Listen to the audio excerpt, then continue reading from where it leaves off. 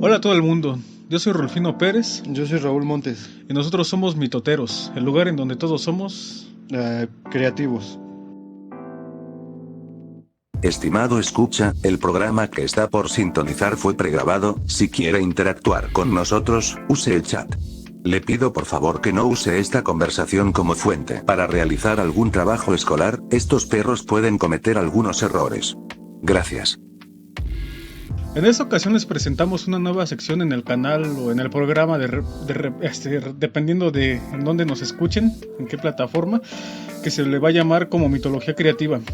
Y pues este nombre se le ocurrió a Raúl de un libro que se llama Mitología Creativa. De hecho, pues, o sea, ahora sí que de creativos no tenemos nada. Que es de Joseph Campbell. No, pues no tiene nada que ver.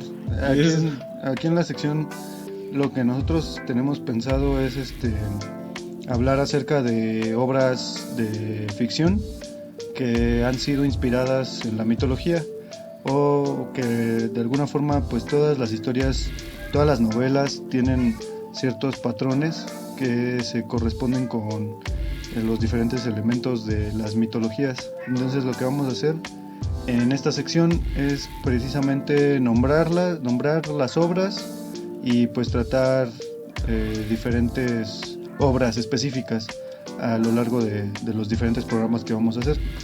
En esta ocasión decidimos titular a este programa como Reinventando Mitos, porque vamos a tratar de mostrar ciertos ejemplos de autores de diferentes tradiciones que han adaptado y readaptado los mitos según la cultura que los vio nacer, la cultura que vio nacer a estos autores, me refiero. Y veremos que hay cambios interesantes en algunos autores con respecto a un mismo mito o a una misma historia. Y bueno, enseguida vamos a ver cómo esta sección que se llama Mitología Creativa, y bueno, en especial este programa que se llama Reinventando Mitos, tiene una relación muy estrecha con el pasado episodio donde hablamos sobre las musas del Helicón y dimos una breve ojeada a la historia del poema de Gilgamesh. En el episodio pasado comentamos que antes a cualquier enciclopedia que tuviera cualquier rigor academista, es decir, pues cosas que te enseñan en la escuela o parecidas, o cosas que estudias por obligación, por decirlo así, pues ahora sí que comentamos que toda la mitología estaba contenida en poesía, antes de las enciclopedias y antes de cualquier estudio académico, ¿no? Se podría decir. Sí. Empezamos a hablar sobre el poema de Gilgamesh. Vimos un poco sobre Hesiodo y un poco sobre Homero, ¿no? Y entonces, de hecho esto, pues, vimos especialmente, más bien, sobre el poema épico. Ajá. La poesía épica es la que nos, de alguna forma, sería como una predecesora de la novela moderna. Pues, de alguna forma, como que el poema es la forma de expresión escrita más antigua, pero también es la forma de expresión literaria más escrita. No necesita ser escrita para hacer poesía. Para hacer poesía, ¿no? Como ya decíamos en el programa pasado, pues antes se cantaban las historias y no estaban escritas en ningún lugar, sino que los poetas pues se las aprendían y tenían ciertas pautas para sacar adelante su improvisación. Ahorita la cuestión, o más bien a lo que nos vamos a tratar de centrar, es cómo han habido diferentes variaciones de una misma historia. Si recuerdan, en el episodio pasado que estábamos hablando de Gilgamesh, mencionamos que había varias versiones y que era un poema que estaba compuesto. Actualmente, el poema que nosotros podemos leer en los libros está compuesto por diferentes, digamos, versiones que se han encontrado a lo largo de pues toda la historia de investigación que ha habido, ¿no? Que más o menos fue a mediados del siglo XIX, y hasta mediados del siglo XX continuaron todas estas investigaciones, y fue lo que dio como resultado final el poema que hoy podemos leer. Sin embargo, pues hay variaciones. Por ejemplo, ya en el episodio pasado comenté que en las ediciones sumerias, para empezar, Gilgamesh no se le llamaba Gilgamesh, se llamaba Bilgamesh con B de burro. Y pero eso es en las ediciones sumerias. Eso nos indica que la leyenda o el mito de Gilgamesh existe desde hace muchísimo tiempo. Pues anterior a la escritura y probablemente anterior a Babilonia, que fue la cuna del poema.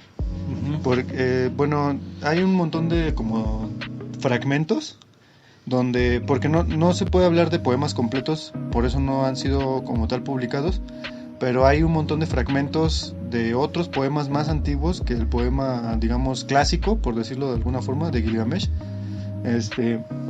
Estas son ediciones, son versiones que les llaman paleobabilonias, son anteriores a, digamos, todo este contexto histórico en el que se centra el poema clásico. Sin embargo, pues ya existía ahí Gilgamesh y ya tenía ciertos esbozos de lo que iba a ser el futuro poema. O sea, ya aquí vemos desde las versiones más antiguas ya se conoce a Enkidu, se hace, nada más que, de hecho esto lo mencioné en el programa pasado, en la versión sumeria, por ejemplo, que son las más antiguas, las versiones sumerias, Gilgamesh y Enkidu no son amigos, como en el poema clásico, sino que son más bien, Enkidu es sirviente de Gilgamesh y pues Gilgamesh es un señor todopoderoso, ¿no? Es un rey, no un dios. Y Enkidu es como una creación que mandan los dioses para poder servirle a Gilgamesh. Y ya hay ciertas cosas, ciertas aventuras que pasan. Por ejemplo, en el poema clásico está Gilgamesh y Enkidu pelean contra un Super Saiyajin. es un güey que lanza Kamehamehas y todo, neta. Así en el poema aparece. Bueno, o sea, no dice Kamehameha, ¿no? Lanza como, ¿cómo lo dicen? Como luz, algo así. Y con la luz noquea a Gilgamesh. Se llama Humbaba y es el guardián del bosque del cedro. ¿Y así lo manejan como luz? Sí, como si fueran destellos de energía. Ajá. Entonces, lo que tienen es prácticamente invencible. Entonces lo que tienen que hacer Enkidu y Gilgamesh es engañarlo. Le hacen creer que... Ay, no me acuerdo qué le dicen. El caso es que hacen que logran hacer que ese güey baje la guardia y se lo chingan. Gilgamesh le corta el cuello. Después, pues los dioses regañan de una forma un poco light a Gilgamesh por haber matado al guardián del bosque. Ajá. Pero pues ya como que dicen, bueno, pues está bien, ¿no? Ay, mijito, se fue de borracho y madreó a medio pueblo. Pero pues no hay pedo, ¿no? Lo voy a regañar. Ajá, un pequeño escarmiento, ¿no? Eso no se hace, no. Gilgamesh malo, ¿no? Así el Enlil, que es el dios de, digamos, que está al mando del guardián que les comentaba. Entonces, bueno, Humbaba ya existía en una versión sumeria y es un poema que a la actualidad solamente nos ha llegado un fragmento muy pequeño. O sea, que se llama Humbaba es ¿Es una versión predecesora del poema de Gilgamesh? No. Humbaba es el guardián del cedro. Entonces, hay un poema que se centra solamente ese poema en hablar de Gilgamesh y cómo conoce a este guardián y su combate épico. El poema se llama Bilgamesh y Huwawa. Así le decían en sumerio, Huwawa. Y ahí es donde se habla de eso. También hay nada más que, bueno, se trata el poema de Gilgamesh como si fuera el más antiguo que se conoce, pero en realidad hay más antiguos, nada más que este es el más antiguo completo que se conoce. Y bueno, todo eso así como que está para ver cómo un solo mito ha evolucionado desde mucho antes. Sí. Y pues ahora sí que el fragmento del que habla Raúl, pues seguramente es un fragmento que se escribió de una obra completa, de una biblioteca enorme de documentos que se perdieron con el tiempo, ¿no? Porque a fin de cuentas, recordemos que estas escrituras primitivas estaban hechas en arcilla y es un material que a la larga Frágil. pues es bastante frágil. Igual el papel es muy frágil, ¿no? Digamos que no estamos ninguno de los seres humanos que ha existido desde el inicio del universo, desde el inicio de la humanidad, nadie está exento del paso del tiempo y pues todos tendemos a desvanecernos. Entonces, sí, ya la chingada. entonces estas versiones terminaron dándole forma a una ya más concreta.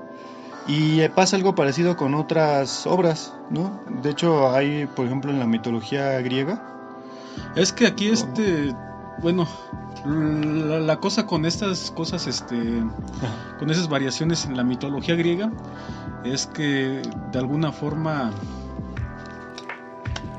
bueno, sí y no, porque hace unos días les hablaba a Raúl sobre que la tragedia griega estaba muy cercana al fanfic de lo que conocemos como fanfic, ¿no? Que agarra un joven escritor o más bien un escritor aficionado y empieza a reinventar, ¿no? Fíjate, que de alguna forma es reinventar los cómics, las novelas modernas, todo eso. Sí, de hecho. Sí, pues como reescribirlo a como a él le hubiera gustado, ¿no? Ajá. ¿Te acuerdas de estas canciones? Ahorita están como muy de moda las de los dioses de Destripando la Historia, ¿no? Ajá. Ahorita me metí como a un grupo en Facebook que se llama así, Destripando la Historia, y todos son bien fans de Zeus y de Hades, pero de las versiones de Ajá. las canciones, ¿no? Entonces hacen muchos fanfics y he visto muchos cómics así que hacen de referentes a la misma mitología, cosa que la verdad está muy chido porque lo rescatan. Sí. Se ve que la banda que hace eso, digamos que sí investiga o conoce de mitología y lo recrea en un cómic y lo hace a lo mejor de forma chusca, pero queda chido. Pues los memes al fin de cuentas, ¿no? También hay mucho meme, pero eso que te digo son como cómics. Ajá. Que hacen y están chidos. Son los mismos dibujos que salen en las canciones. Sí. De alguna forma se está volviendo parte, ahora sí que como Thor, en el Thor que Thor de Marvel. Uh-huh. También ¿qué otros dioses se ha reinventado? Pues God of War. God of War, que es una saga de videojuegos que pues seguramente muchos conocerán y sí, pues, esa madre, si no la conocen, salgan de la piedra donde han estado viviendo. Ahora sí que también reinventa los mitos griegos y ahorita parece ser que va por los mitos nórdicos. Uh-huh. Pues está. Pero fíjate loco. que los reinventa, pero también ahora sí que por ejemplo, el ejemplo que después voy a poner a continuación, pues van a ser sobre escritores. ¿Sabes qué juego me acabo de acordar, güey, que hace ¿Cuál? lo mismo? El de, dos, el de Dante's Inferno. Ah, sí. También hace lo mismo. Bueno, es muy parecido a God of War, ¿no? Sí. Pero también el Assassin's Creed en cuestión ya histórica, no mitológica. Ajá. Porque toma muchos personajes de la historia y los pone como los Parte entremezcla sí. en su propia historia, ¿no? Por ejemplo, Pues en el bueno, 2 es está un Da Vinci, universo, ¿no? ¿no? Está Ajá. Maquiavelo también. Pues creo que sale. en todos los Assassin's Creed creo que Sí, en el primero sale que... Ricardo Corazón de León. Ajá. Bueno, salen ese varios. sí no pues. lo he visto. Pero sí, creo que ya en el Odyssey salen Ah, sí, yo no he jugado los nuevos, pero vi unos clips donde sale, creo que Aristóteles, ¿no? No, Sócrates, creo. Ah, Sócrates, sí. Sale Sócrates, precisamente hablando así con el personaje, ¿no? Un Sócrates que se ve que es joven, ¿no? En ese momento. Está chido. Bueno, eso ya sería como que un poco reinventar la historia, que pues también está chido. Ahora sí que no siempre he pensado, ¿no? ¿Para qué quieres hacer una película o una novela que sea fiel a la historia? Pues mejor léete un libro de historia, mejor. Pues sí, ¿no? Y de hecho esa es yo creo que es la razón por la cual a los poetas, novelistas, cineastas, desarrolladores de videojuegos les gusta, quieren reinventar los mitos o la historia, porque pues si van a recrear, si nada más van a recrear algo así tal cual como sucedió, pues ¿para qué? Pues sí. La cosa es reinventarlo, hacer algo nuevo. También ahorita me estoy acordando de una novela que leí hace ya tiempo, no me acuerdo, la escribió una señora, no me acuerdo de su nombre, perdón, se llama Quetzalcóatl y habla acerca de que, bueno, digamos que no, la señora se llama Zipactli, no, la señora es una señora gringa, creo. o es europea, no me acuerdo, es de habla anglosajona.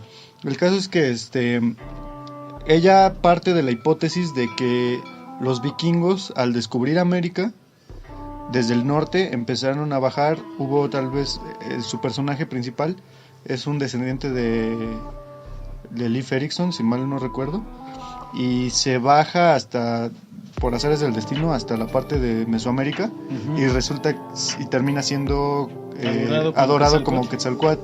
Está interesante la novela, pero siento que sí, a mí en lo personal, a lo mejor como mexicano, pues sí, a lo mejor por eso no me terminó de agradar, ¿no? Pero termina plasmando muy chido a la sociedad mesoamericana. Llega con los toltecas primero, el personaje Oye, como en un cuando naufragio. como cuando Superman baja a la Ciudad de México y todos lo adoran como un dios. No mames, ¿eso cuándo pasó, güey? En unos memes, güey. Estaría cagado. No, pero creo que sí sale en una película de Superman, ¿no? Donde estaría cagado que saliera en México y todos los mexicanos así pintados con sus caras de calavera. Es no, que en todas mames. las películas gringas siempre es Día de Muertos en Sí, México, güey. ¿no? La película esa de James Bond, que también es pinche mamada, ¿no? Que después de la película ya se empezó a celebrar un desfile que ni nada que ver Sí. con la pinche. Bueno, en fin. Eso yo siento Bueno, que eso es ser mamador. a veces también hay festividades que luego surgen así porque algún influencer de su momento. Sí, alguna persona que, pues por ejemplo, la fecha en la que festejamos la independencia, ¿no? Me parece que Sí, eso fue ya cuestión del porfiriato, sí. para que se festejara el mismo cumpleaños de Porfirio Díaz. Ajá. Entonces, pues bueno, se termina modificando, ¿no? Y termina también haciendo llagas en el inconsciente colectivo, ¿no? Pues sí, Porque- ahora es que como también Ujú. pues es que, no sé, por ejemplo, el Halloween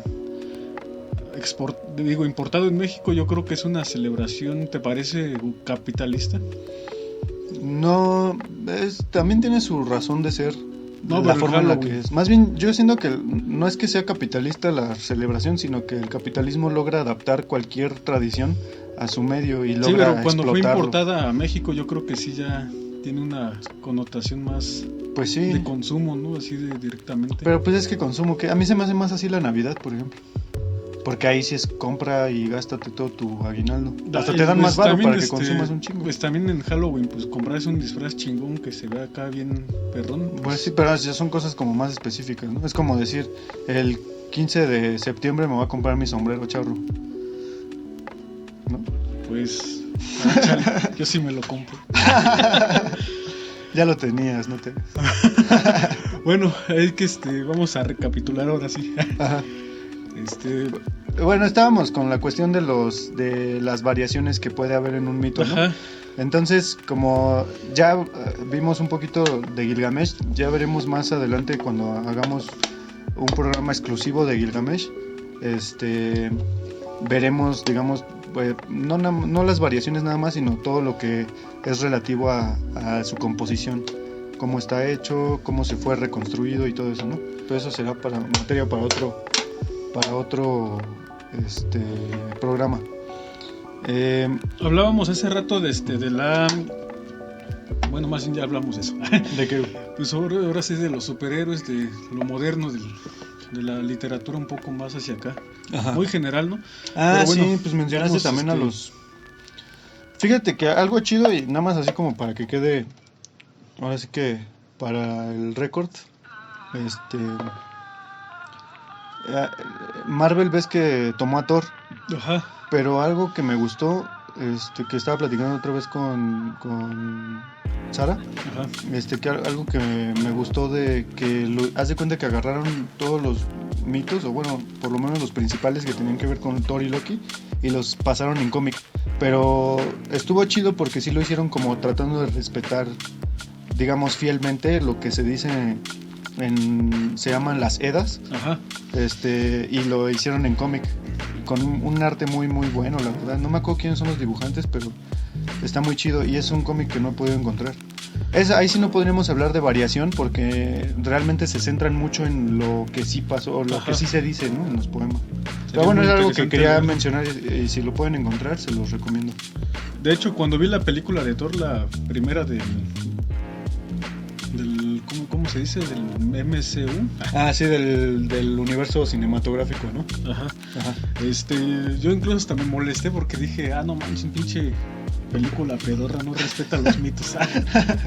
Y ahorita ya aplaudo a cualquiera que reinvente el mito, ¿no? Ajá. Como bueno, sigue sin gustarme. De hecho, sigue sin gustarme la película. La verdad, porque pues no sé, no me gusta mucho su producción, pero pues está chido que se reinventen los mitos. Ajá. Pero bueno, ahora vamos a ver quién reinventó mitos en la antigüedad.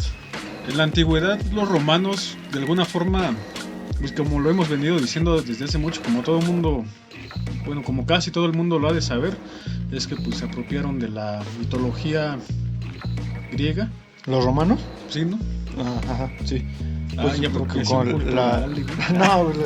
como que la adaptaron, ¿no? Porque bueno, también, sí, más bien pues tenían mucho que ver unos con los otros, entonces. Sí, más bien no son o sea, pues sí, eran como que estaban muy cerca, entonces pues compartían ciertos elementos. Bueno, hay una tragedia que se llama Edipo. No, el rey Edipo Rey. Pero Edipo Rey, sí. Sófocles escribió una tragedia que se llama Edipo Rey. Ajá. Y luego Séneca, no sé si ubiquen a Séneca, fue más famoso por la vacuna del COVID, ¿no? ¿No es AstraZeneca? No se llamaba así, es su primer nombre, ¿no? Y el segundo es Séneca. Ya, no es cierto. ¿Cómo nos ponemos nerviosos cuando no dominamos bien el tema? Pues, el punto es de todos los programas. Bueno, sí. El punto es que Séneca era un estudioso. Uh-huh. Y era el maestro de Nerón, de hecho. Uh-huh. Dicen que Nerón durante sus primeros años de gobierno gobernó chido, pero que de repente se volvió loco. Nerón. El que quemó la ciudad de Roma. Bueno, un distrito de la ciudad para ir construirse un palacio.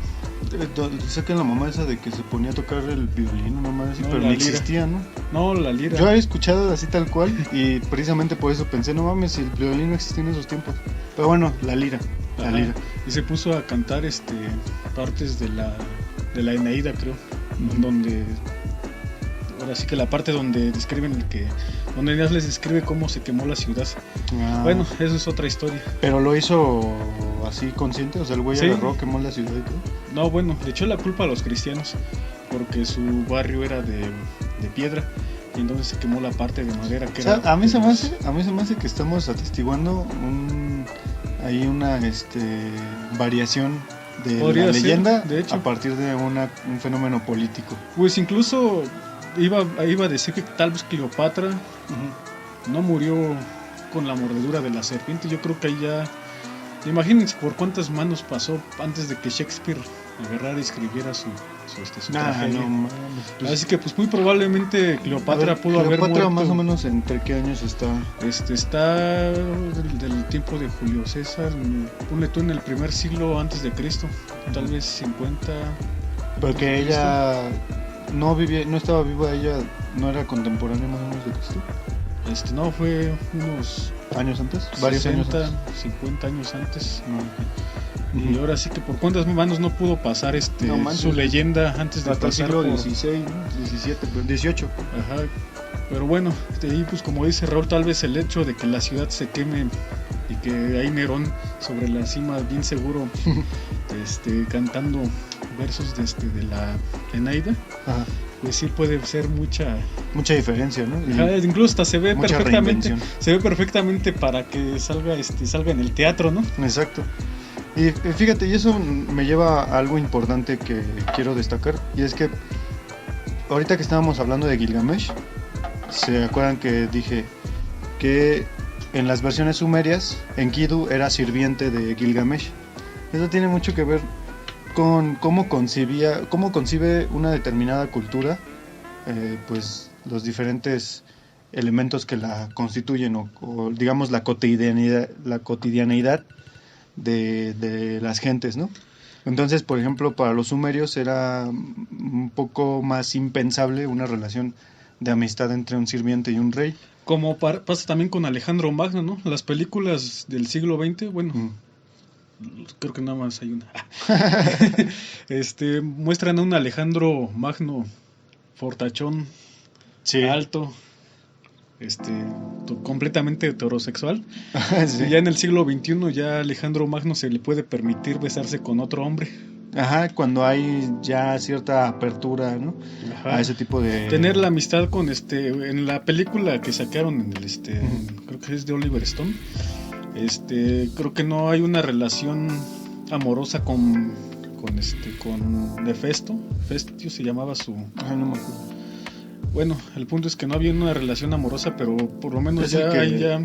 ¿Es la película más nueva? Creo que sí. La que donde casi a nadie le gustó. donde sale el Jared Leto como ese sí. güey, como el amante Ajá. ya. Bueno, pero en esa película todavía no es su amante. Bueno, pero Tenemos como que que medio esperar. te lo dejas ver, ¿no? Pero él le dice, de hecho, a Roxana, Ajá. hay diferentes formas de amar, porque ella se da cuenta que ama a Jared Leto Simón. y que Colin Farrell ama a Jared Leto y él le dice, es que hay diferentes formas de amar. Ujú. Pero bueno, y ahí O por también- ejemplo como el Patroclo. ¿Cuándo hubieras escuchado eso, hablar hacia un hombre en una película del siglo XX? No, pues no. Sobre todo por, bueno, ya Pues lo ahora que sí, decía por la hace rato. homofobia, ¿no? No, pues Las, son las circunstancias específicas, ¿no? De esa sociedad. Ajá. O sea, la moral que rige esa sociedad, ¿no? Sí, pues por eso. Como en la puse ese cuestión de ejemplo. Gilgamesh. Ajá. Y pues sí vamos viendo cómo va variando. Y de todos modos, en las recreaciones actuales están imbuidos los personajes con los valores de la sociedad actual. Por ejemplo, estaba viendo, por ejemplo, Star Wars, la última el ascenso de Skywalker, creo que se llama, la última ya. Ujú. Esa película que, neta, a mí se me hizo una pinche basura. La neta, todas las últimas tres películas se me hicieron una mamada. Siento que porque no, o sea, bueno, no tiene nada que ver con el programa, pero siento que son malas películas porque no respetan, bueno, no es que no respeten, es que no entienden la esencia de Star Wars. Entonces, como que Todo tratan de- fanboy. Sí, güey, la neta sí. No, pero es que sí es no, importante que respetes tu universo, ¿no? Exacto, y es a lo que voy, ¿no? Porque en la última película, en las últimas tres películas, los personajes, en especial Rey, no pasa por ningún proceso que la lleve a ser un mejor guerrero o un mejor, no sé, maestro Jedi, ¿no? Como en las películas anteriores vemos, por ejemplo, a Anakin desde chiquito, creciendo, volviéndose un caballero Jedi arrogante, terminando cayendo presa del lado oscuro por la desesperación Y a Luke de todo su situación. proceso, Y a es Luke también vemos su Y proceso. bueno, de hecho, Luke es el proceso más se podría decir arquetípico, Sí. o convencional. Sí, porque Luke termina superando, ¿no? O sea, es el camino del héroe, ¿no? Ajá. Digamos consumado, porque pues Darth Vader pues es un descenso al lado oscuro, ¿no? Y Ajá. en Rey no vemos nada, no vemos ningún proceso, vemos la a neta un no las personaje, no, ya te prevengo, ¿no? Vemos a un personaje que en realidad simplemente ya nace con el poder, ¿no? No es ni elegido, quién sabe por qué. Nunca te lo explican ni piensan explicártelo, simplemente ya tiene todo el poder porque sí, porque el guión así lo quiso. Carnal, pues dinero fácil para Disney. Exacto, a fin de cuentas, ¿no? Digo, no me importa porque pues a fin de cuentas las películas son Pues para eso, ¿no? Cuídate con la primera trilogía y ya. Sí, a lo que voy es que los valores que se están poniendo en estas últimas tres películas tienen que ver mucho con los valores que dominan a la sociedad actual, pero no estoy hablando de México específicamente, estoy hablando de toda la industria norteamericana, toda la industria gringa, y que nos, digamos, por irrigación cultural nos llega y nos modifica ciertos valores o nos modifica moralmente, pues nos configura moralmente, y a través de esas películas pues nosotros empezamos a modificar nuestros ideales, ¿no? Y es algo que se me hace muy interesante, no digo que sea bueno ni que sea malo, se me hace algo muy interesante cómo ocurre y cómo se ve reflejado, por ejemplo, en Star Wars. Y tenía otros ejemplos, pero ahorita a lo mejor si ahorita me acuerdo te digo, ¿no? Pero el caso es, los valores actuales ya son muy diferentes a los valores de hace 50 años. Incluso de hace 20 años, yo creo. Pues sí. ¿No? Las historias que vamos Pues, a contar de hecho, actualmente son muy diferentes. Cuando agarras y pones una película de Disney, Uh-huh. que fue, no sé, que fue filmada hace unos, que serán 50 años, tal vez menos. ¿Qué te gusta, tal vez más. Blancanieves? Incluso, no tan lejos. incluso más recientes, Uh-huh. bueno, pero igual viejas, Ajá. te ponen la leyenda al principio. Esta película fue filmada en tal tiempo y representa los sesgos que teníamos en esa época. Uh-huh. Esa es una advertencia para que no siga repitiendo. Bueno, tengo entendido que dentro de su catálogo de películas Disney quitó unas cuantas por racistas, ¿no? Sí, no sabía. Ajá, bueno, porque actualmente serían consideradas racistas. Y es que pues sí lo eran. Lo interesante aquí es cómo se pueden modificar las historias, y se modifican, no es que nada más se puedan, sino que de hecho se hace dependiendo, en todas las épocas de la historia de la humanidad, dependiendo de los valores que rigen ese momento específico, ese momento histórico en el que nace la obra. Y para eso, qué mejor ejemplo que Jesucristo, la imagen misma de Uh-huh. Jesucristo, cómo ha ido ¿cómo se llama? Pasando por todo el mundo, Uh-huh. Jesucristo de todas las razas. Sí. De alguna forma ha sido representado por todas las razas. Ahorita, pues de alguna forma sí ahora hay una hegemonía eurocentrista. Uh-huh. Ya, pues claro. Que abarca El también, Vaticano está en Italia. que abarca también Estados Unidos y, bueno, en general, Sí. en general. Sí, digamos el mundo occidental, ¿no? Ajá. Por decirlo de alguna forma. Y pues ahora sí que el Jesucristo que ahorita ha sido rechazado por eso mismo, para tratar de reivindicar otras poblaciones, Uh-huh. pues ha sido el Jesucristo blanco, el Jesucristo europeo. Sí. El Jesucristo de... ¿Quién pintó así a Jesucristo? Goya, Velázquez. No, pero así el primerito. Primero, Fue durante el Renacimiento, ¿no? es que el primero yo creo que sí fue durante todavía el Imperio Romano. Sí. Hay Porque... imágenes. Pues sí, Y hay imágenes. y sí, luego cierto. el arte bizantino Uh-huh. pusieron, También lo representaban. ajá, lo representaban mucho, pero ya el arte bizantino ya lo representó con coronas, con oro, cetros dorados, y es que los bizantinos decían, no, pues como el Hijo de Dios iba Ajá. a ser un pobre carpintero. Sí, ¿no? Sí, ahí vemos cómo va variando y se le van añadiendo elementos que algunos llegan hasta nuestros tiempos todavía. Ajá, pero hace algunos años fui a una iglesia Ajá. donde estaba la imagen de Jesucristo y era la última cena. Ah, ok. Y ¿La clásica, la de siempre? ¿O? No, era una reinvención que a mí me pareció hermosa. Estaba Jesucristo Uh-huh. en lugar de pulque, ya lo spoiler, en lugar de vino era pulque. Órale. Era una jícara de pulque, Ajá. y en lugar de pan era así como que una canasta con tortillas. Qué chido. Era moreno, de pelo corto, Ajá. con bigote y barba no tan pobladas. Ajá. Así como representan a Nezahualcóyotl, me imagino, ¿no? Pues Es que no así con tanto sus así, bigotitos en es que las orillitas, tipo Cantinflas. siendo que Nezahualcóyotl tiene una imagen incluso un tanto, pues vamos, como Benito Juárez, ¿no? Que los pintores lo querían hacer parecer europeo, ¿no? Uh-huh. Como que dijeron, vamos a dejarle estos rasgos indígenas, pero vamos a ponerle esas facciones un poco más europeas. Sí, ¿no? Como el Morelos del billete nuevo de 50. Bueno, relativamente nuevo. De ¿no? hecho, Morelos siempre ha sido representado como un mestizo, pero él era mulato, Uh-huh. ¿no? Sí, pues tiene sus, sí tiene facciones negras, bueno, de africanas, ¿no? Pero en las ¿cómo se llaman? Las representaciones pictográficas no aparece así. Uh-huh. Exacto. Pues, ajá. Ese era... Sí, sobre la última cena, ¿no? Ajá, Estabas diciendo. sí, la última cena y pusieron, me pareció algo precioso de ver. Sí, porque aquí vemos que ya hay hay como una especie de combinación cultural que hace que el mito vuelva a nacer ahora de otra forma, ¿no? O como Las imágenes, no el mito como tal, sino las imágenes, ¿no? los símbolos con los que representamos ese mito. Sí, ahora sí que el pulque y la tortilla. Ajá, el la maíz. tortilla, que sea moreno. Y que es muy probable que el Jesucristo original haya sido moreno, de hecho. Un poco más barbón, pero a fin de cuentas europeo, pues para nada, ¿no? Ajá.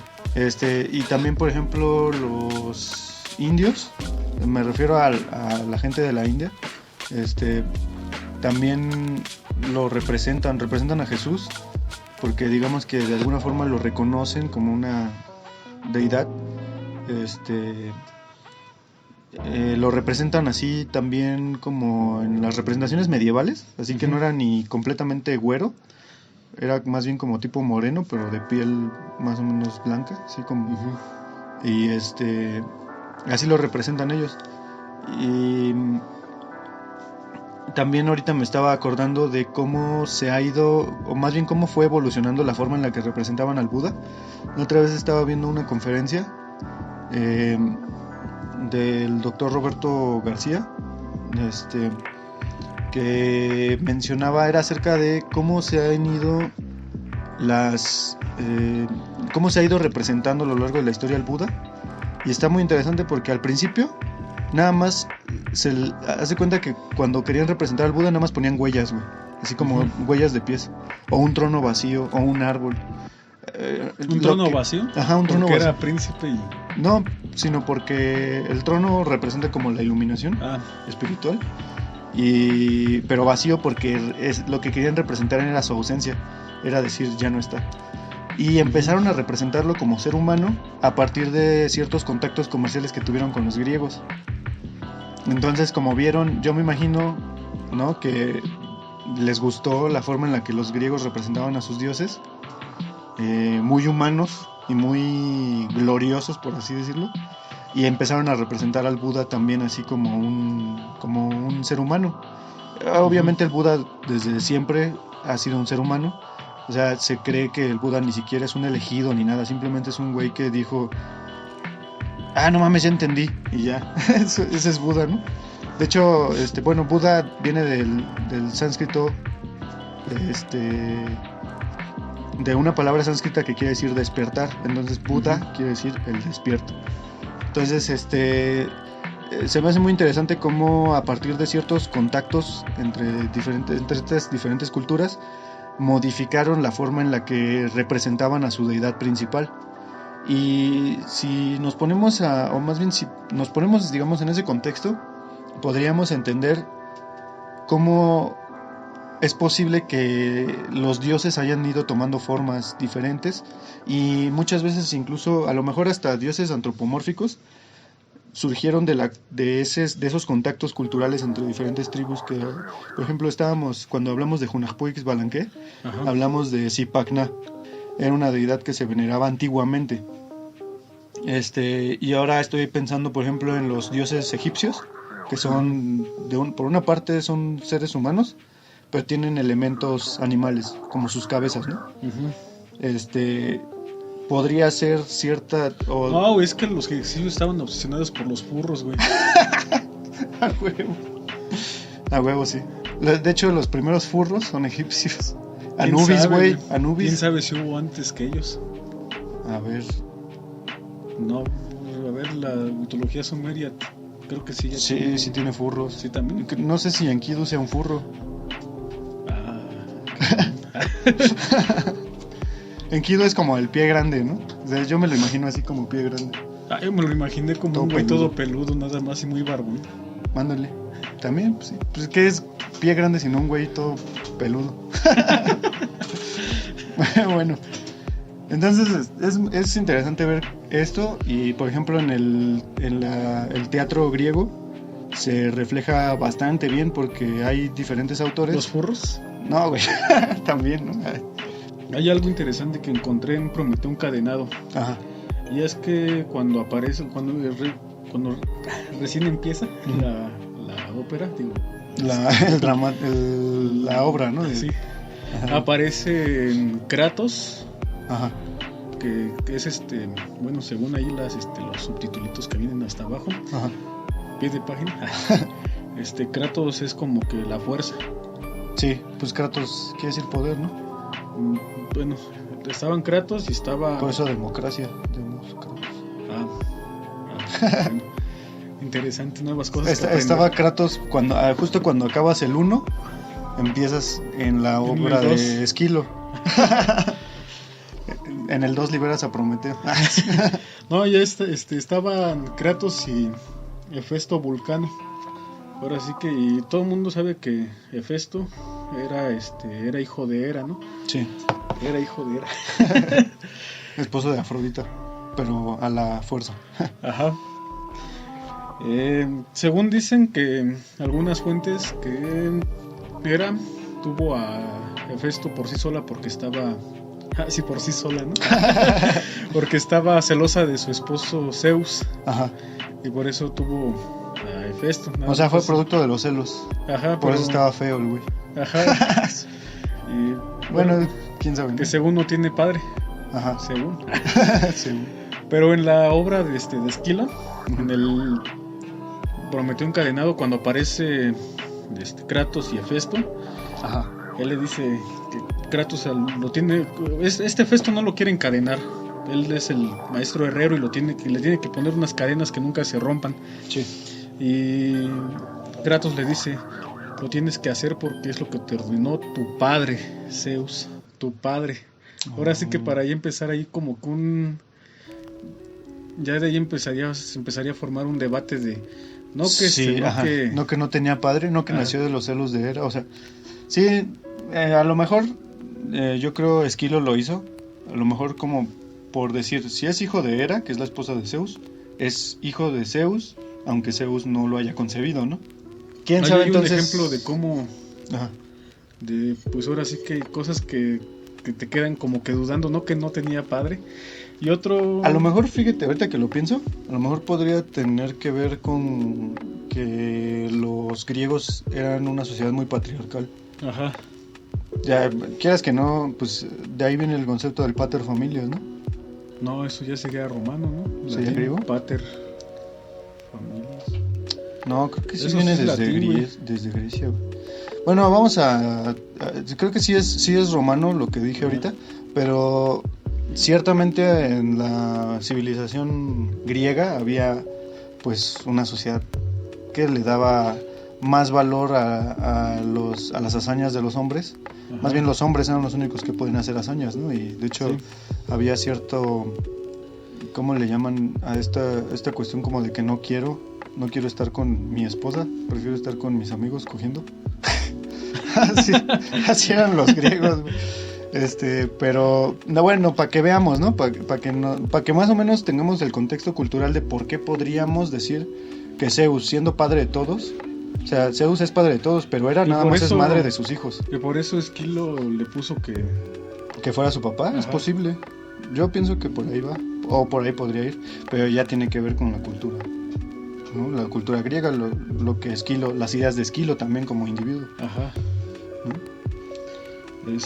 Otra de las, más bien ese ya no es una tragedia, es un drama satírico, y es donde aparece Odiseo, que se llama El Cíclope. De hecho es un drama satírico y ¿también es de Esquilo? No, ese es de Eurípides. Ajá. Ahora sí que en la Ilíada está contado de que, en la Odisea estuvo contado de que Odiseo va a la isla donde habitaban los cíclopes. Uh-huh. Y pues salieron por su propio ingenio, ¿no? Sí, porque engañó a Polífemo. Ajá, el Polífemo era el cíclope más... Bueno, el cíclope con el que se encontraron. Uh-huh. Y entonces en la obra de Eurípides aparecen ayudados por los sátiros. Ahora sí que... Y de hecho, nada más, yo creo que es nada más para el pretexto de que sea un drama satírico, para que aparezcan los sátiros. De alguna forma está haciendo algo que pues originalmente no era, entre comillas. Sí, porque en el poema de Homero no aparecen los sátiros. No aparecen, es Odiseo el que engaña al cíclope, ¿no? Bueno, le dice que soy nadie, ¿no? Y con ese juego de palabras lo mata. Creo que también aparece eso en la obra dramática. Sí, en el cíclope. Ajá. Y de hecho ahí en esa obra dramática están los sátiros están esclavizados por los cíclopes. Ajá. Y llega Odiseo y los salva. Y también se salva él mismo y a su gente. Ok. Pero fíjense, aquí fue un elemento, digamos, clave para determinar incluso el género un de drama la obra. satírico. Ajá. Y es que lo que se caracteriza de los dramas satíricos es que el coro es de sátiros Ajá. y que tiene que tener un final parecido a lo feliz.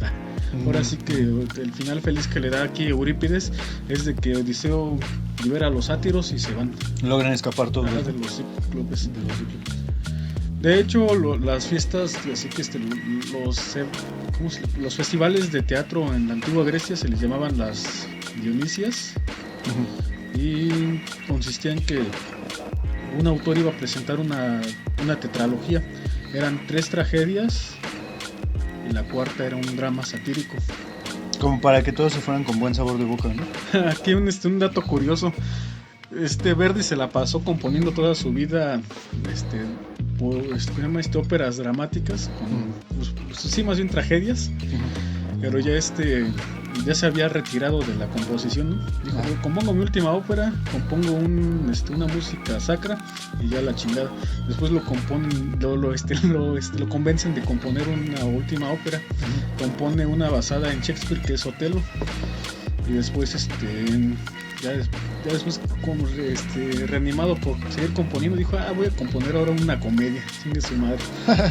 Después de todas un chingo de tragedias y una sola comedia, ¿no? Ajá, y es la última ópera, curiosamente. Bueno, es que fíjate que la tristeza siempre tiene como este ambiente, ¿cómo le llaman? Se me fue la palabra, güey, muy solemne. Sí, bueno, es que sí, más ámbito bien, muy solemne, ¿no? Es como y pues para la gente noble de todos los tiempos, siendo que también es algo de... o sea, noble de dinero.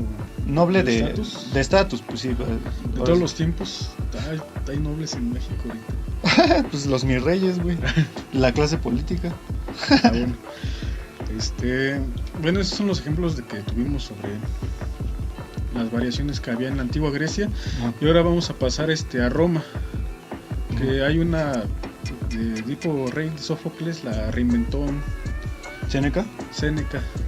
Ya hemos pero contado de él. el Edipo Rey de Sófocles.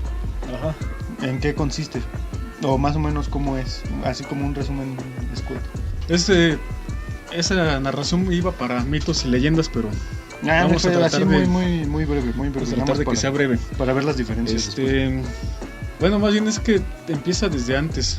Ajá. Ahora sí que el contexto sería de que Edipo es un niño al que sus papás le dicen el oráculo. Ajá. Que no que él se iba a destronar a su jefe, papá, ¿no? y que se iba a casar con su mamá. Y pues sus papás bien paniqueados, ¿no? Lo deciden matarlo. Ajá. Pero lo abandonan, ¿no? Ajá, más bien su papá le chinga los pies para que no pueda caminar y ahí lo deja, ¿no? Chale. que se muera lentamente en lugar de entonces total que lo agarra un pastor y se lo lleva a su reino y ahí pues lo adopta el rey. Edipo crece y justamente le dice el oráculo, no, pues tú vas a destronar a tu papá y lo vas a asesinar y además te vas a casar con tu mamá. Y pues Edipo, pensando que sus papás adoptivos eran sus verdaderos padres, pues decide irse, ¿no? Ajá. Después llega a un lugar donde, justamente en el paso hacia Tebas, llega a un lugar donde se le presenta la esfinge. Ajá. Ya le hace una prueba, la pasa, y la esfinge se suicida porque pues fue más hábil que él. Ya cuando hablemos de... La esfinge como que es un ser que solamente existe para poner una prueba y ya no tiene más propósito cuando la pasan, y entonces por eso deja de existir, ¿no? Pues casi. Ya llega en el camino, ya se encuentra con su papá, uno de sus guardias le empieza a molestar. Ajá. Y entonces Edipo se los carga a todos y pues los mata. Entre ellos a su jefe, ¿no? Ajá. Y él llega y ya no me acuerdo por qué razón lo coronaron. Pues a lo mejor nomás por matar al rey, ¿no? Quién sabe. Pero el punto es de que ya llega y se casa con su mamá, que era la reina. Pero sin saberlo. Ajá, todo sin saberlo. Ajá.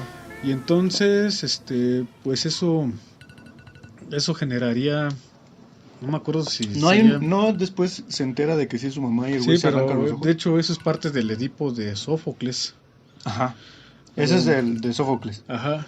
¿Y qué pasa en el de Séneca entonces? También se arranca los ojos. Ah, no mames, qué diferente, güey. Aquí es el tratamiento. Es que se arranca primero el izquierdo y en el Sófocles se arranca primero el derecho, ¿no? Ah, huevo, sí. No, pues más bien fue la diferencia fue la de que en el de Sófocles fue con con algo así como una aguja. Uh-huh. Y con en el de Séneca fue con una espada. ¿Quién sabe cómo le habrá hecho para No, mames, maniobrar? es que no.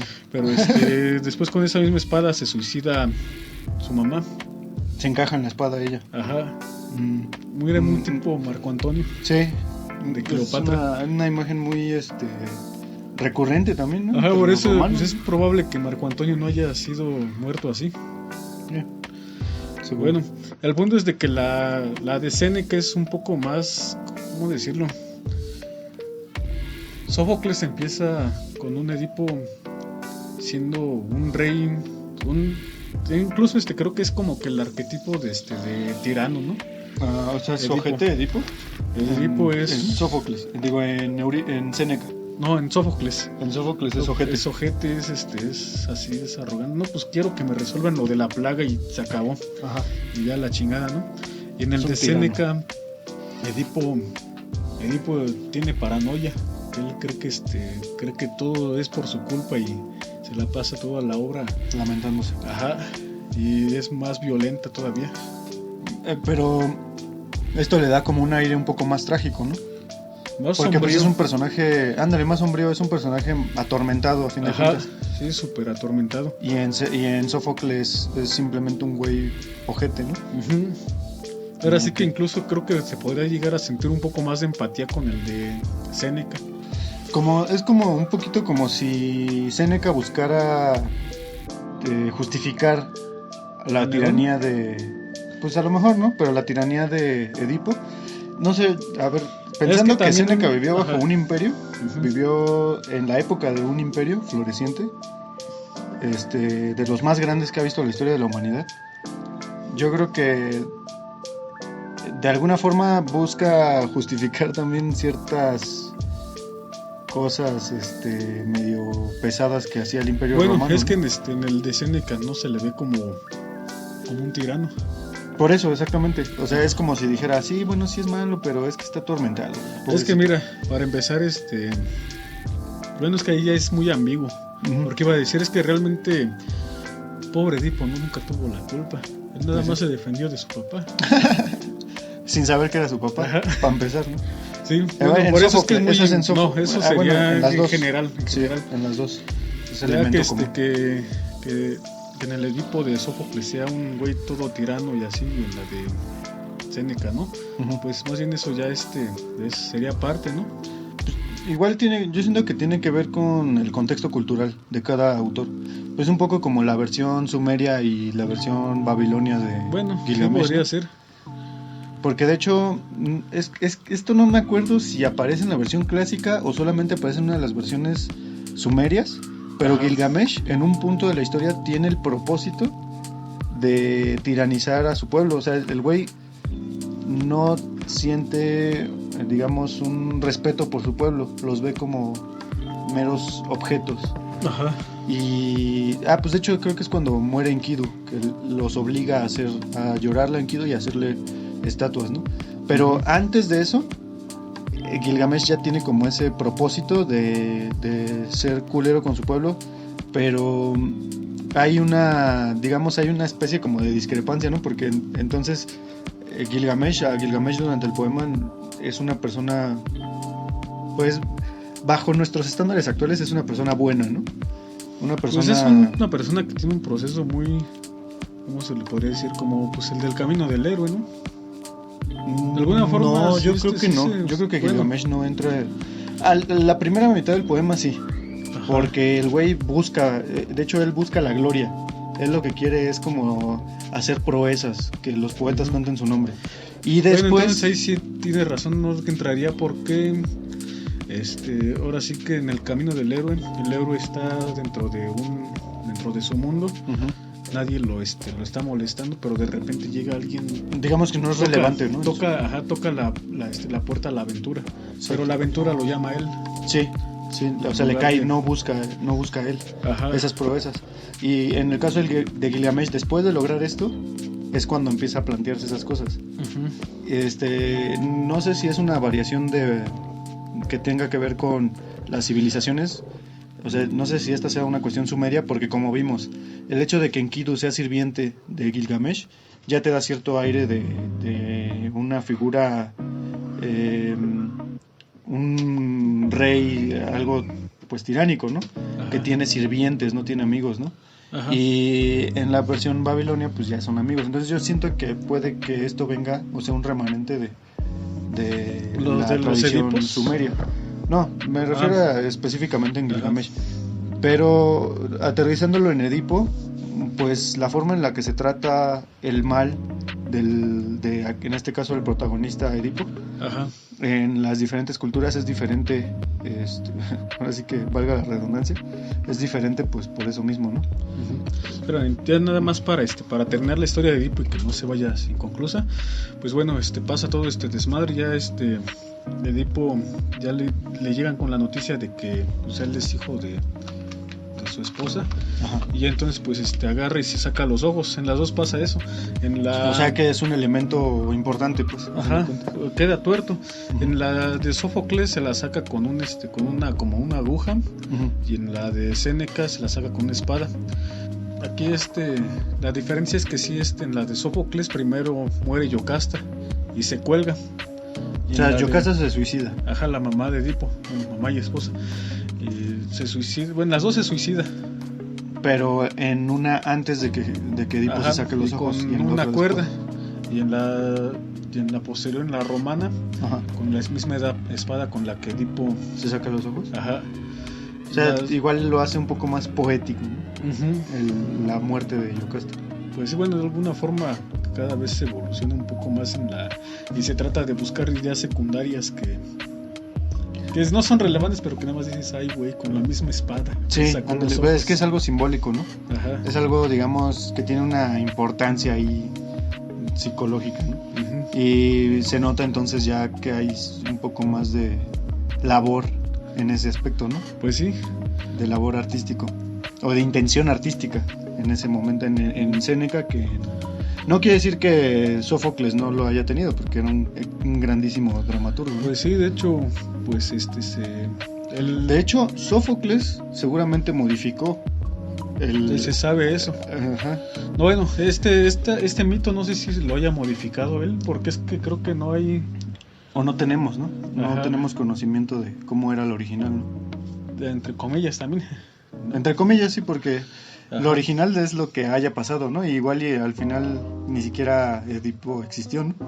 Tal vez sí, pero... Y bueno, ya en las dos coinciden de que Edipo se exilia de la ciudad y se va ciego. Uh-huh. Sófocles le da continuación, bueno, creo que no es así como que una continuación que pertenezcan a la misma trilogía de obras. Ajá. Pero sí sí tiene sí da una para que los mitógrafos piensen qué pasó después. Ajá. Es de que Antígona, que es su hija y nieta, uh-huh, de Yocasta, hija y hermana también de Edipo. Qué pinche como perros, ¿no? Como cuando como perro. Como cuando tu perrito se cruza con su jefa y entonces tiene hermanos hijos.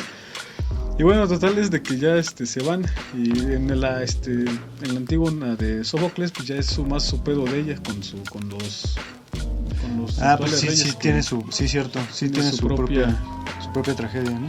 Ajá. Y bueno, otra que quiero mencionar así rápido es que no es tragedia, es otro texto, y es que hay una Ilíada latina. Y aquí ajá, ahora sí que no me acuerdo ni siquiera si tenía un autor o era anónima. Ajá. Pero había una Ilíada que pues en Roma la hicieron para la gente que no supiera leer en griego. Órale. y ahora sí que la recortaron bastante. Pero esa versión no sobrevive a la actualidad, ¿sí? Sí, la Ilíada latina, sí. Y hay una parte donde en la Ilíada original, la de Homero, aparece después de que Paris es salvado por Afrodita y llevado ante Helena, de Menelao. Ya ves que se van a enfrentar, pero Paris le tiemblan y Afrodita lo protege y se lo lleva adentro de las murallas. Ajá. Y entonces allí en la Ilíada original aparece como que Helena totalmente sumisa a Paris y totalmente esclavizada por Afrodita. La misma Afrodita le va a decir: ahora ve tú a ver a tu esposo. Pero en la Ilíada latina me sorprendió demasiado cuando vi de que Helena estaba ahí por su propio gusto, por su voluntad, y fue a consolar a Paris. Está interesante porque también te da a entender que para los antiguos griegos los héroes eran, bueno, no los héroes, las personas, los seres humanos eran simples marionetas de los dioses. Ajá. Y eso cambia un poquito en... Es que también aparece Afrodita. Sí, pero ya aquí vemos a Helena con voluntad, ¿no? Ajá. O sea, yo estoy aquí porque quiero, güey. Sí. Y pues Afrodita me apoya, ¿no? Sí. Me respalda. O sea, qué loco. Yo no sabía que había una versión latina. Sí, está bien recortada, pero aún así está chido, así como que para leer más rápido. Pues sí, digamos que a grandes ratos, ¿no? Pues sí. También recordemos que la Ilíada, antes de ser escrita, o sea, piensen cómo antes de ser concretadas estas obras en los poemas, como ya hablamos en el programa anterior, imagínate todas las diferencias que podría tener la historia original, o sea, la Ilíada original, que se contaba que unos 50 años después de la guerra, unos 10 años después de la guerra. Ajá. Después de la guerra. Pues de hecho Eneas llegó a contar la corte de Dido. ¿Neta? Bueno, en la Eneida sí aparece. ¿A poco? Pues bueno, aparece nada más cuando llegan los griegos y destrozan la ciudad. Ajá. Pero incluso cuando Eneas entra a Cartago, ajá, que fue la ciudad primera que fue después de escapar de Troya. Eneas era un príncipe troyano que fue de los sobrevivientes de Troya. Pudo escapar de ahí y entonces Venus le dijo que tenía que fundar una nueva Troya. Y entonces la primera ciudad a la que fue a Cartago. Y en Cartago adoraban a la diosa Juno, que es la era griega, más bien es la era romana. Ajá. Y Juno, ya saben, que odiaba a Troya. Y entonces en Cartago tenían monumentos a la victoria aquea. Tenían un mural entero de cómo, así, háganse de cuenta, ya ven como el Via Crucis, que son 13 pinturas de los caminos por donde pasa Jesús durante su martirio. Sí. Así también tenían en Cartago. Órale. Bueno, no lo describen así, pero... Güey, eso me recuerda...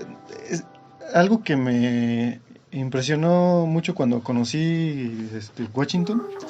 Es que tienen una madre parecida al Via Crucis, pero con respecto a la Segunda Guerra Mundial, güey. Entonces ves así escenas, así como escenas en bronce. Ajá, güey. De todo el trasfondo, más bien todo lo que fue ocurriendo durante la guerra, y desde el principio hasta el final. Y se me hizo algo bien curioso porque, pues, de alguna forma sí confirma que es una sociedad completamente belicosa, güey. Una sociedad muy centrada en la guerra. Y qué cagado que también hubiera ese tipo de... Bueno, lo describen. No lo describen así como que por... No sé si haya evidencia arqueológica de eso. Bueno, en la Eneida nada más aparece de que Paris vio muy triste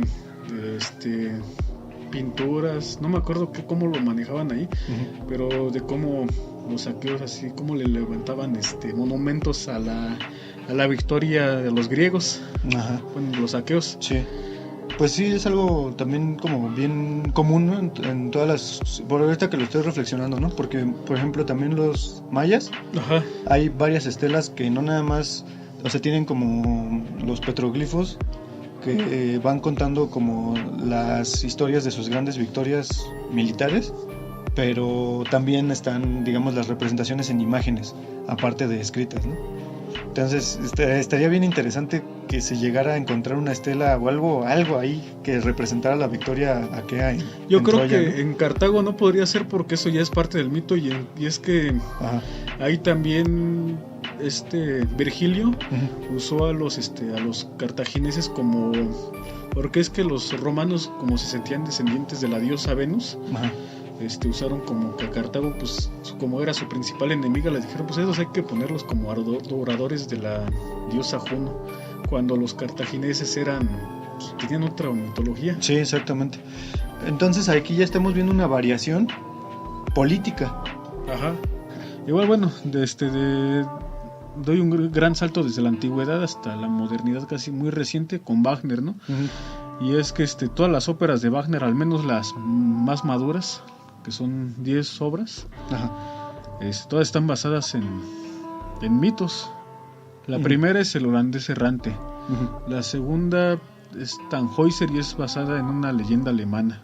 El holandés errante es el de Bob Esponja, ¿no? Sí, de hecho, justo es. Pero de ahí sale. Es que sí es algo. Es el buque fantasma, le dicen. No, un buque que ¿No sale también en Piratas del Caribe, güey? El holandés errante no es donde va Sí. Davy Jones. Sí, de hecho, él es el holandés errante, ¿no? Qué loco, sí. Pero sí, ahora sí que esa es la leyenda que también toma Wagner y también usó Bob Esponja y Ajá. Piratas del Caribe para sus propias obras. Historia, sí. Y esa es la primera. Tannhäuser es un poeta que se fue con Venus y bueno, luego hablaremos de él. Ujú. Luego viene Lohengrin. Lohengrin es parte del ciclo artúrico, es hijo de un caballero que se llamaba Parsifal Ah, ok. y así. O sea, miembro de la mesa redonda, ¿no? Hay otras óperas que tienen que ver con mitología artúrica, Ujú. son Tristán e Isolda Ujú. y Parsifal precisamente. Ah, el papá de Lohengrin. Ajá. Bueno, creo que sí ahí dije mal un dato, y es que no todas sus óperas de Wagner fueron mitológicas. Ahí también hizo una comedia que pues, el episodio pasado les comenté, se llama Los Maestros Cantores. Ujú. Creo que ahí sí no hace referencia como que algún espectro o algo más allá de alguna cosa más sobrenatural, por decirlo así, ¿no? Ajá. Pero la que sí es así como que la corona de toda la producción de Wagner, de la que hablamos en el episodio de Dragones, pues es El Anillo del Nibelungo. Ujú. Y es que Wagner reinventó esa... Pues esa leyenda, ¿no? El poema del Cantar de los Nibelungos, que es, digamos, Ajá. la fuente, entre comillas, original.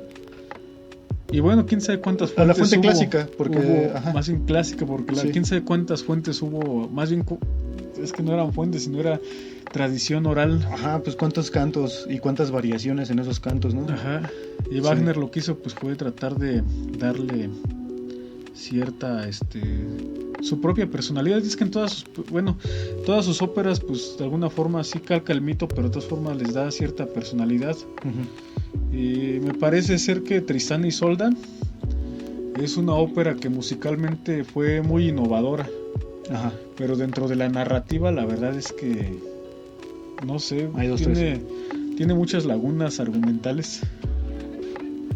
A lo mejor también, pues, como mandándonos a conocer la historia original, ¿no? No creo, porque Wagner era tan egocéntrico y tan ególatra que Sí, ¿tú crees? no creo que... A lo mejor era algo que... Después que es el formato con el que él se manejaba. Era de También que- pensamos que en esa época, pues, la gente no tenía internet, güey, y pues muchos se ponían a leer, sobre todo la gente de varo, ¿no? Y pues muchos se la pasaban leyendo, güey. Y entonces conocían muchas historias. Muy probablemente estas Bueno, es que yo historias ya diría habían sido conocidas. que esas historias tienen que ser conocidas más aún porque ya hay internet.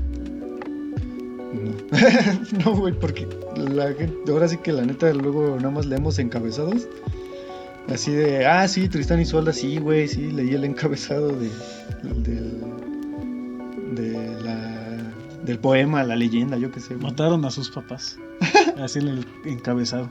Ándale. El artículo, pero de risa. Porque... Sí, güey. Bueno, el bueno es que aquí es donde retomamos con Tolkien. Ajá.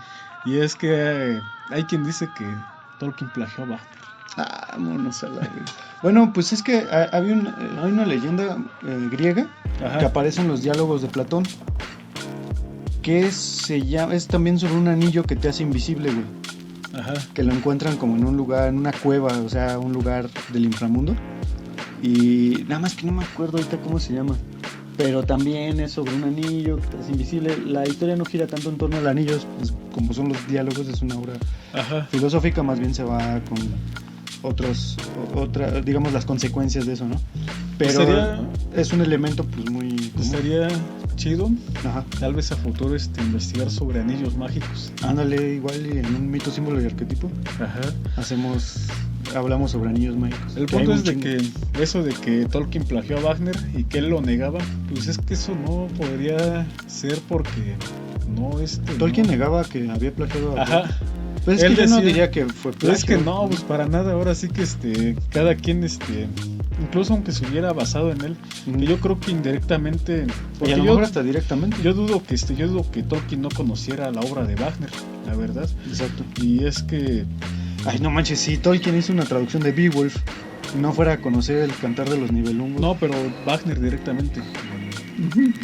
Pero por lo menos sabemos que Tolkien estaba familiarizado con la mitología nórdica. Y de hecho es lo que dijo él para decir que por eso se parecían mucho el anillo del Nibelungo con el Señor de los Anillos. Pero pues es como que fuera que se hubiera basado también en los que llaman el anillo del Nibelungo, pues yo creo que no tendría nada de malo. Ahora sí que Séneca nunca habría negado su influencia con Sófocles. Pues claro, y pues no tiene por qué, ¿no?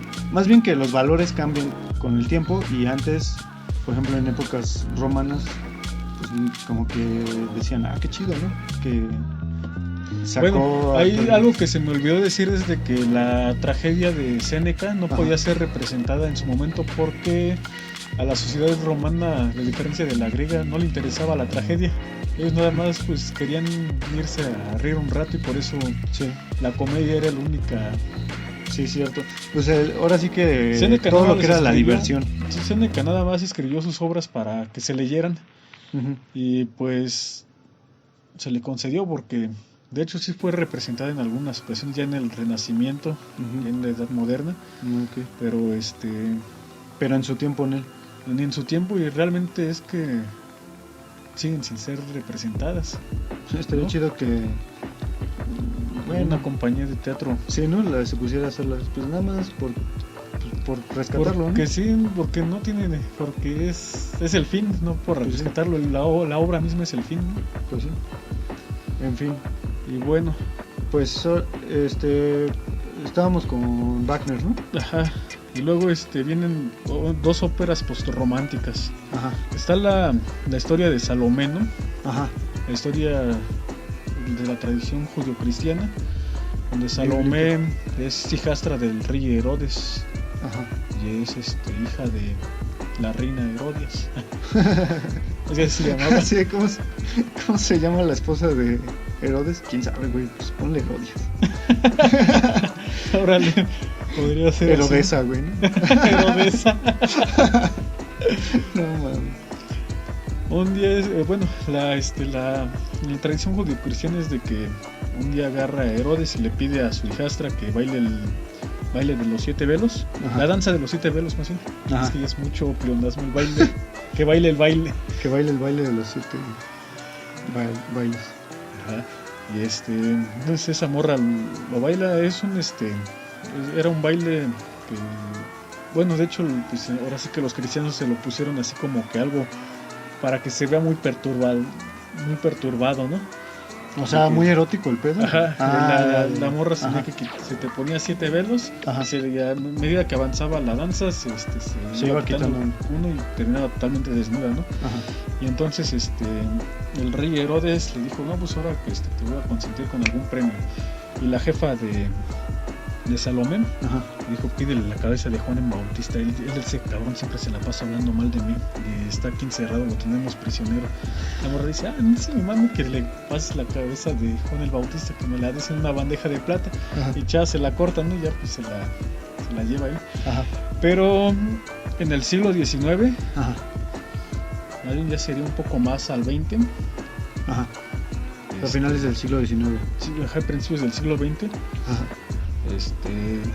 Oscar Wilde hizo una obra de teatro que se llamaba Salomé. Luego algún poeta alemán que se llama Hedwig Lachmann la tradujo al alemán. y se convirtió en Richard ópera, Strauss la hizo en ópera. a partir de la versión de Lachmann. Ajá. Okay. Parece ser que sí es una... Ahora sí que dicen que se basaron en Wilde, pero parece ser que sí es una traducción de Lachmann. Okay. Y entonces, ahí en esa ópera está Salomé y ella está muy curiosa de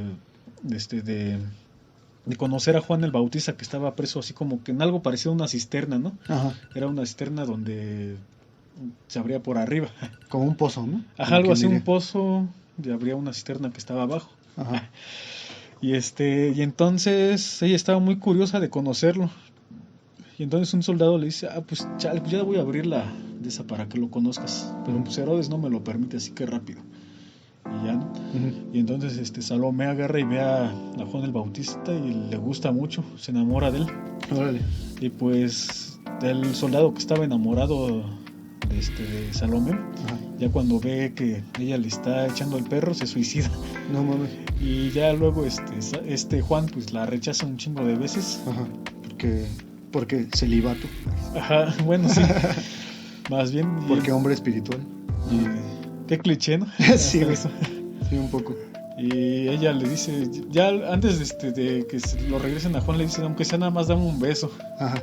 Ya Juan, ahora pasa varios tiempos y de hecho dicen como que hay imágenes, cosas muy bonitas ahí. Pues, finalmente pues es un texto que aparentemente sí es completamente de Wells. La verdad yo no ubico el texto de Wells, yo ahora sí que nada más vi la ópera con sus letritas chiquitas ahí que traducen ajá. Su nota de página. El diálogo, los subtítulos. Y entonces ya no lo regresan al calabozo. Uh-huh. Y así, ¿no? Llega Herodes y Herodias. Y Herodesa. Y dicen, cabrón, ¿por qué se murió este güey? Era buen soldado, pues ni pedo. Nada, ¿no? Y llega Herodes. Es un soldado, ¿no? Llega Herodes bien pedo. Ajá. Y le insiste a Salomé que baile la danza de los 7 velos. Pues ella está emputada porque el Juan no aflojó, ¿no? Uh-huh. Y entonces pues ya insiste y le promete riquezas, ¿no? Pues si bailas la danza de los 7 velos te voy a dar riquezas, medio país para ti sola y así, un chingo de cosas, ¿no? Uh-huh. Y la mamá dice, no, esto es desagradable, ¿no? Uh-huh. Y ya en la ópera. Ajá. Okay. Y ya finalmente Salomé cuando escucha así que dice, pues va pensando, ¿no? Pues va, cámara, lo voy a hacer, tú dices que me vas a dar lo que quieras, más bien lo que yo quiera. Uh-huh. Ya baila la danza de los 7 velos y así, ¿no? Ya después le dice, no, pues sabes que ya cumplí, ahora tráeme la cabeza de Juan el Bautista. Por despecho. Es diferente, es por despecho. Ajá. Y ya entonces la mamá, porque también en la ópera se la pasa echando pestes de su jefa, porque pues se fue con, bueno, es que en la ¿cómo se le podría decir? En la moral cristiana. Uh-huh. De la que se basó Wilde. Uh-huh.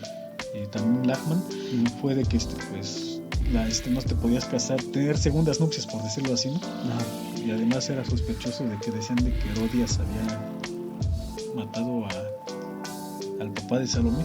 Ajá. Si era así o me lo estoy inventando ahorita. Y de repente todos buscan Salomé, no, pues no existe. No mames. Variación creativa, güey. Variación creativa. Ya quisiera inventarme algo así. Sí, güey. Y ya entonces por despecho se la pide y ahí es cuando la mamá dice, no, pues sí, qué bueno que eres así, hija. Tienes razón en haber aceptado el baile. Nada más porque se chingó al Juan. Y el Herodes dice, no te lo puedo dar porque es que mira, él es líder de un pueblo judío, ¿no? Y se nos van a levantar. Se iba a meter en un pedote político. Ya no, pues yo quiero la cabeza de Juan el Bautista, huevo, y así está bien chingón esa ópera, porque está bien, tiene una intensidad. Muy intensa. Ahora sí que sí, Wagner, porque he sabido que Wagner innovó muchísimo en la música. Uh-huh. Y es como que, no sé, tal vez podría ser la cumbre del romanticismo musical. Ajá. En el postromanticismo, o en el romanticismo tardío con Strauss, uh-huh. Richard Strauss, todo ya está pegando con le llaman atonalidad. Ok. Y es muchísimo más tenso la atmósfera musical y todo eso, pues con esa, luego imagínate esa escena así con Salomé pidiendo la cabeza a huevo de Juan el Bautista. Finalmente Herodes pues dice, no tengo remedio, ya traigan la maldita cabeza. Y entra pero así te cuenta, no resuelve la música, sino se queda toda tensa. Ajá. Pero se queda en silencio. Ajá. Ya baja un guardia al ese sótano y así se queda. ¿Cuándo me la van a traer? ¿Cuándo me la van a traer? Ajá. Y de repente empieza nada más tan, de repente ya le traen la cabeza. Ajá. Y dice, no, que no. Y ahora sí, por fin ya puedo ver tu rostro, por fin ya puedo estar cerca de ti. Y ahora tú me negaste un beso, pero ahora yo te lo quito a fuerzas. Oh, no, qué Y pinche ya después loca. hace de cuenta, la música nunca deja nunca ahí está el clímax, no en el beso, Ajá. pero la música nunca deja. Ya ves la que dicen que hay como que incluso se le ve también la narrativa que va subiendo, llega un clímax y de repente desciende. Uh-huh. O algo así como una gráfica que Sí. arriba y desciende. Uh-huh. La música nunca desciende. Ahí ya nada más Herodes todo aterrado y todo el mundo aterrado. Uh-huh. Ya después de que Jesús le dice, ejecuten a esa muchacha, es una bruja, algo, no me acuerdo bien cómo le dice. Ajá. Ya la ópera termina así, con la ejecución así directa ¿De Salomé? y así justamente así como que nunca terminó el clímax. Oh, qué loco. Bueno. Yo creo que la reinvención de un mito más extraordinario que yo conozco. Qué loco. Pues a fin de cuentas, y también ya para ir concluyendo el programa, podríamos decir que siempre estamos reinventando las historias, ¿no? Por algo nos la pasamos, o sea, por algo hay toda una industria editorial, ¿no? Hay novelas que salen cada año, hay películas, hay obras de teatro, diferentes representaciones de historias ficticias, pero siempre están, digamos, variando, ¿no? Siempre están variando a lo mejor, por ejemplo, todas estas historias que giran en torno al camino del héroe, ¿no? Están como representando la misma historia, pero con diferentes personajes, contada en diferente orden. Entonces hay como unos esquemas narrativos que se siguen y que pueden tener sus orígenes en los grandes mitos y se vienen replicando una y otra vez y se vienen reinventando. Entonces, cuando ustedes vean una estatua de Medusa sosteniendo la cabeza de Perseo, no se caguen, admírenla, disfrútenla. Es algo que nos dice mucho de la época en la que vivimos, nos dice mucho de quiénes somos, incluso las reacciones que nos suscita nos dicen mucho de quiénes somos como personas. Me acuerdo que hay un grupo en Facebook que se llama Grecia Antiguo Mitológico, no me acuerdo cómo. Una madre así, ¿no? Sí. Ajá. Y cuando alguien puso esa imagen, y ahora sí que incluso como dice Raúl, se soltó el mame. Ajá, no podemos ignorar cuál es la sociedad en que vivimos, ¿no? Uh-huh. Esa escultura, independientemente de que sea reinvención de un mito, para que se está reinventando, tiene un propósito, pues que es pues bueno, más bien no tiene una motivación. Más bien motivación. Tiene una motivación muy específica, ¿no? Sí, a lo el mejor hecho de que a mucha gente le moleste es porque va en contra de esa motivación específica. Está dejando como que te confronta contigo mismo. Ajá. Si tienes la sensibilidad suficiente para darte cuenta que estás cayendo en el juego. O sea, en el juego de la reflexión, que es a fin de cuentas para eso. Y al fin de cuentas creo que esa estatua por lo menos creo que ha cumplido su propósito, uh-huh. de llegar a incomodar. Exacto. Como la pintura del Zapata gay, ¿no? Ajá. También que hubo mucho revuelo, mucha gente ofendida, gente pero cumplió su propósito porque hubo mucha gente ofendida, ¿no? Ajá, exactamente. Después de todo removió las entrañas de la gente. Y bueno, no se trata también de nada más ser polémico porque sí, ¿no? Ajá. Es que es polémico porque te está mostrando algo que tú no quieres ver. Bueno, pero es que no quieres afrontar. La Medusa con la cabeza de Perseo, la verdad es que es una obra de arte para mí es muy valiosa. Pues está muy chida, está muy bien hecha, aparte técnicamente está muy bien. El Zapata gay, pues no sé, hay mucha, también giró de las mismas personas que él pensó que iba a agradar. Ajá. También tiró mucha polémica de que por qué entonces un homosexual debería ser bueno, es que de todas formas ni siquiera feminizó la palabra homosexual nunca en su... No, nada más como que sugiere, como que te da sugerencias. Y pues bueno, está, no sé hasta qué punto sea cierto, pero he escuchado mucho de que dicen que Zapata era gay, en efecto. Pero eso pues realmente Tal vez es la reinvención de la... puede ser, y está chido, o sea, de alguna manera nos sí, abre de el alguna camino a forma una pluralidad. Se le da otro, como que una voz a otra gente que ha sido... Pues sí, menospreciado a lo largo de la historia. Ajá, pues, Y bueno, a lo largo de la historia contemporánea, sí. porque pues en la antigüedad tenían su lugar y muy bien puesto. Pues también se debate si sí lo tenían bien puesto, porque hablaban de que había un ya es que como decían, no sé, en algún momento escuché a un bloguero decir, pero es que hasta entre los gays hay ¿cómo se dice? Hay jerarquías. Yo soy dominante y tú eres pasivo. Así No. que pues quién sabe, porque Como está ¿viste el meme que está es una vasija griega antaña? Donde hay dos barbones cogiéndose a un como joven Ajá. que no tiene barba, y ponen, en la antigua Grecia, si no tenías barba te cogían entre dos barbones, entre dos güeyes que sí tenían barba. Por eso te digo que tal vez sí ahora sí que la homosexualidad en la antigua Grecia tal vez no habría sido tan libre como la pensamos. Es posible, quién sabe. Igual y nos podemos dar cuenta de Pues la quizás manera tal vez era qué tan como libre que- hablaban de ello en sus obras. Y además, pues tal vez, de alguna forma esto que te digo, es que hasta entre los gays hay como que jerarquías.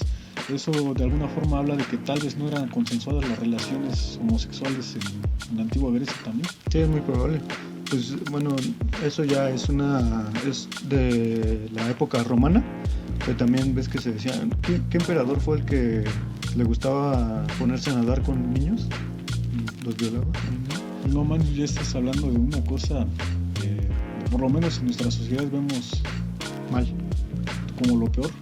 Sí, pero era algo que pues bueno, se le atribuye, no me acuerdo qué emperador romano, un emperador que fue muy corto su periodo. ¿No será Calígula?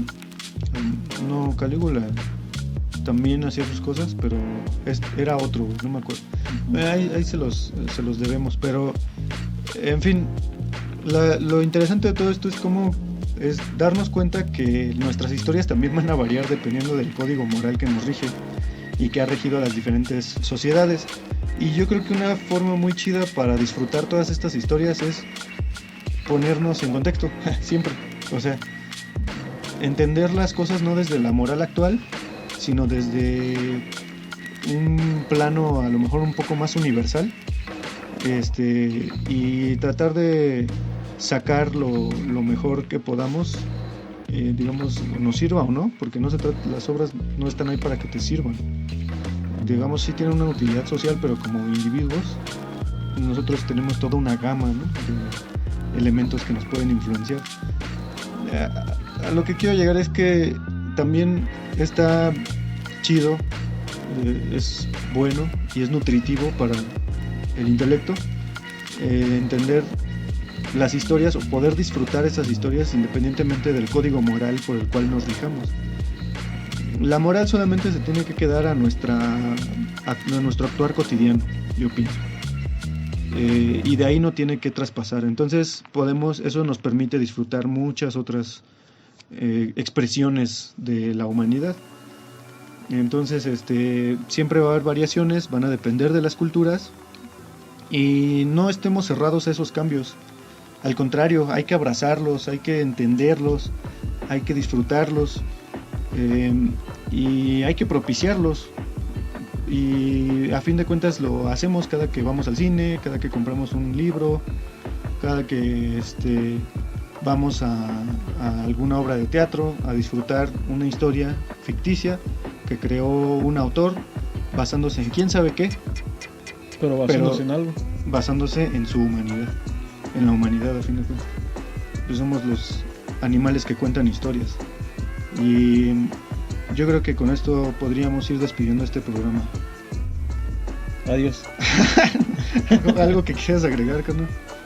Pues no, nada más saludos a Daniel Manso, que siempre nos su presta música. su fina música, está muy chingona. Ya saben, ahí dejamos en las descripciones cómo encontrar su álbum. Y pues no hay ningún otro saludo. Bueno, pues saludos a los que siempre nos escuchan, que son como 2 personas de la Ciudad de México. No seas culero, si me escuchan más gente. Bueno, 3. Bueno, 5 pues. No, pues muchas gracias a todos los que nos escuchan y esperan pacientemente cada 2 semanas a que salga nuestro programa. Les mandamos un abrazo grande y pues nos veremos más adelante en otro programa. Hasta luego. Adiós.